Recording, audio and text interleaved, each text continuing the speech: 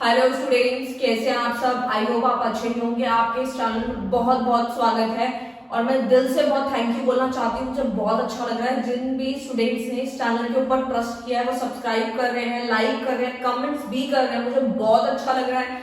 ऐसे ही अपना सपोर्ट बनाए रखना ताकि मैं वीडियोस को अपलोड करती रहूँ। सो स्टार्ट करते हैं क्लास 11 का statistic chapter number 2 collection of data की समरी। अगर आपने ज्यादा नहीं पढ़ा है तो डोंट वरी अबाउट दैट। तो आपको करना कुछ नहीं है, सिर्फ और सिर्फ आपको समरी पढ़ के चले जाना है और अपने एग्जाम को दे देना है। सो स्टार्ट करते हैं प्राइमरी एंड सेकेंडरी डाटा से।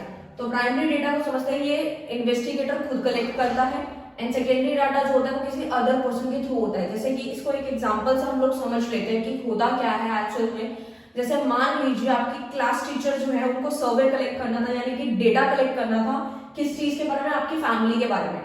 इनकम कितनी है आपके फैमिली में, मेंबर्स कितने हैं, उनकी इनकम क्या है, एजुकेशन स्टेटस क्या है और साथ में फैमिली में मेंबर्स कितने हैं। तो आपकी क्लास टीचर ने ये पूरा सर्वे आप लोगों से खुद कलेक्ट किया, तो उनके लिए ये जो डेटा होगा वो प्राइमरी डेटा हो जाएगा।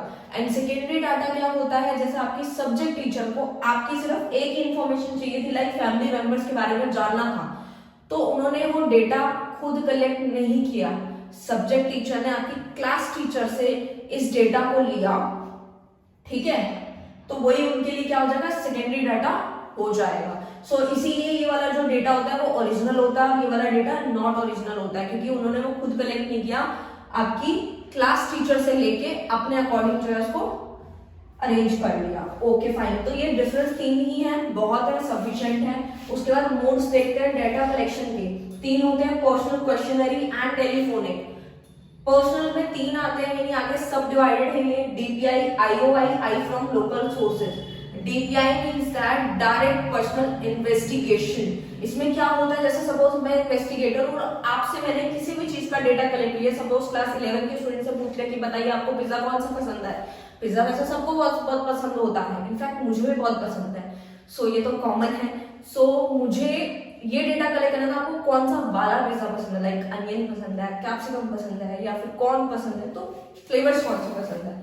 सो ये हो गया डीपीआई, मैंने डायरेक्ट आप लोगों से इन्वेस्टिगेशन करी है।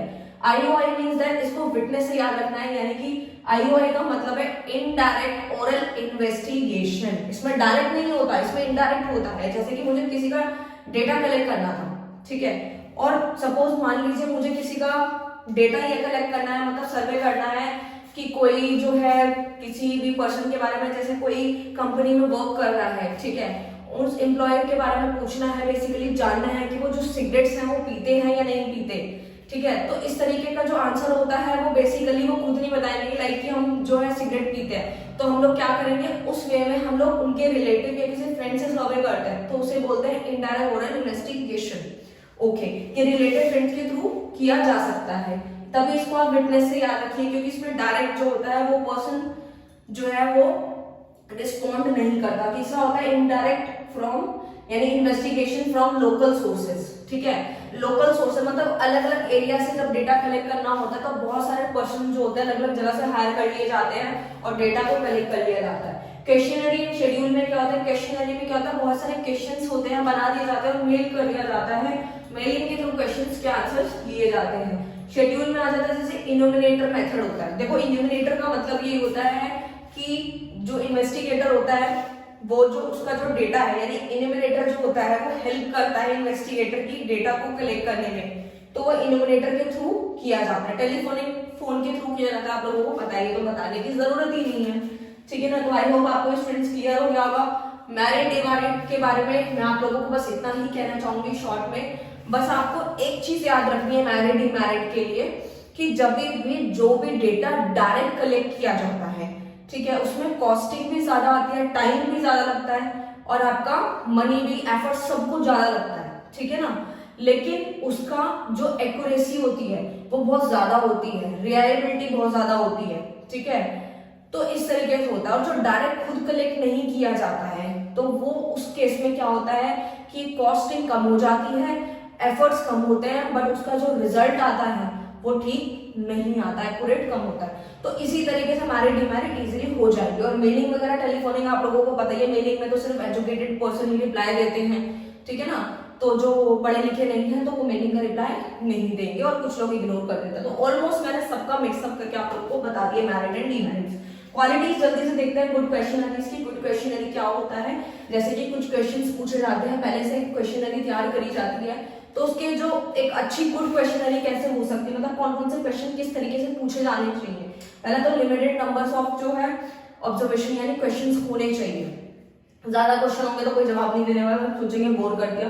सिंपल होना चाहिए, इंस्ट्रक्शन दिए हुए होना चाहिए कि आपको ऐसे फिल करना है, यस नो टिक मार्क, इस तरीके से क्वेश्चन होने चाहिए तो बहुत अच्छा लगता है रिस्पोंडेंट को भी आंसर देने में। ओके, तो जल्दी से देखते हैं सेकेंडरी डाटा क्या होता है। दो तरीके से होता है, एक पब्लिश होता है, एक नॉन पब्लिश होता है। पब्लिश में आ जाता है जैसे शुगर मिल एसोसिएशन, ऐसे बहुत सारी हो सकती है, ठीक है। और नॉन पब्लिश में आता है जैसे जो गवर्नमेंट होती है वो अपने सेल्फ यूज और पर्सनल यानी कि ऑफिस रिकॉर्ड के लिए ये डेटा को कलेक्ट करती है, जो कि पब्लिक में शो नहीं करती और इसको पब्लिश कर दिया जाता है, ठीक है। तो two important sources of secondary data कौन कौन से और हो सकते हैं, सेंसस ऑफ इंडिया है, एनएसएसओ है। एनएसएसओ में तो आपको पता ही नेशनल सैंपल सर्वे ऑफिस होता है इसका।